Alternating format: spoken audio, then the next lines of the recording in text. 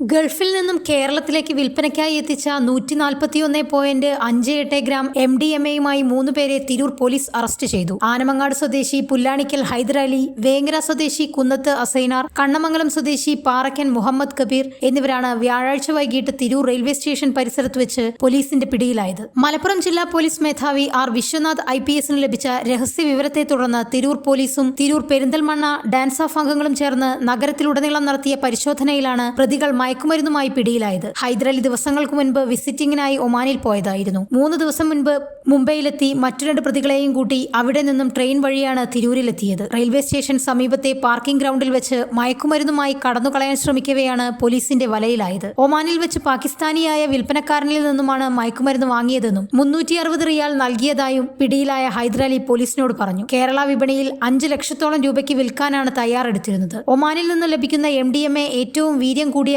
ഇനമാണ് എന്നും ആയതിന് വളരെയധികം ഡിമാൻഡാണെന്നുമാണ് പിടികൂടിയ പ്രതികൾ പറയുന്നത്. വിദ്യാർത്ഥികൾ ഉൾപ്പെടെയുള്ള യുവജനങ്ങളിൽ മയക്കുമരുന്ന് ഉപയോഗം വ്യാപകമായതിന്റെ അടിസ്ഥാനത്തിൽ മയക്കുമരുന്ന് കടത്ത് കണ്ടെത്തുന്നതിനും പ്രതികളെ പിടികൂടുന്നതിനുമായി സർക്കാരിന്റെ നിർദ്ദേശപ്രകാരം കേരള പോലീസിന്റെ ഡി-ഹണ്ട് ഓപ്പറേഷന്റെ ഭാഗമായി 1 മാസത്തോളമായി ജില്ലയിൽ ശക്തമായ നടപടികൾ സ്വീകരിച്ചു വരികയാണ്. ഓപ്പറേഷന്റെ ഭാഗമായി തീരദേശ മേഖല ഉൾപ്പെടുന്ന പ്രദേശത്തെ ഏറ്റവും വലിയ മയക്കുമരുന്ന് വേട്ടയാണിത്. തിരൂർ DYSP മൂസ വള്ളിക്കാടന്റെ നേതൃത്വത്തിൽ inspector Jinesh KJ, SI Sujith RP, senior civil police ഓഫീസർമാരായ അരുൺ, രാജേഷ് KR, ബിനു, ധനീഷ് കുമാർ, വിവേക്, സതീഷ് കുമാർ, ദിൽജിത്ത്, സുജിത്, ജവഹർ എന്നിവരുടെ സംഘമാണ് പ്രതികളെ പിടികൂടിയത്. ന്യൂസ് 99 തിരൂർ.